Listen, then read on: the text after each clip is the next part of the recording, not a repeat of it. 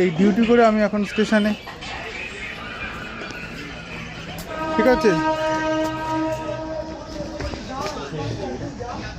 চলে এসছি।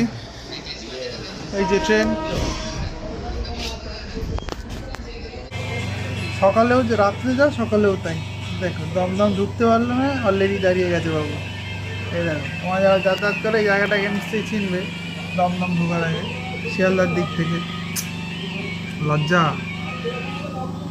লজ্জা লজ্জা, কিছু বলার নেই। দেখো মুখ থেকে মাস্কটা খুলে ফেলেছি। আর বারাসাত ঢোকার আগে ট্রেন আর একবার দাঁড়িয়েছে। আজকে আমার নাইট ডিউটি নেই, আজকে আমার ছুটি, তাই মানে নাইট অফ থাকে যেটা বলি, বা ছুটি বলি। এখন ঘড়িতে বাজে 9:45, না তার বেশি, আমার ঘড়িটা একটু স্লো, 9:51। না আমার ঘড়ি প্রায় 6 মিনিট ছিল। আবার বারাসাত ঢোকার আগে দাঁড়িয়েছে। সত্যি কি বলবো আর, যে ট্রেনটা 9:30টায় ঢোকার কথা অলরেডি এখানে 15 মিনিট লেট। কিছু বলার নেই। এই বারাসাতে ঢুকেছে, এই দেখো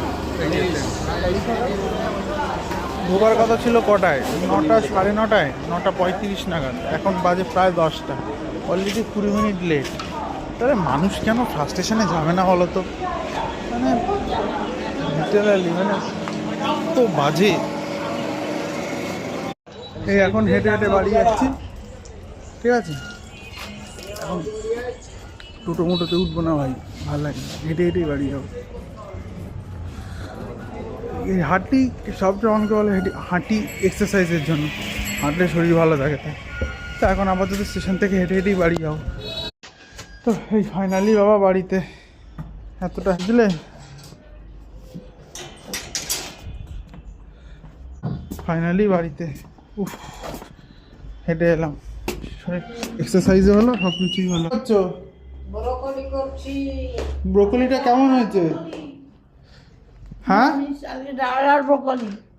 আজকে তো নিরামিষ না? হ্যাঁ, ও, আর কটা পাপড় রাত্রে ঘুম হয়েছে? হয়েছে।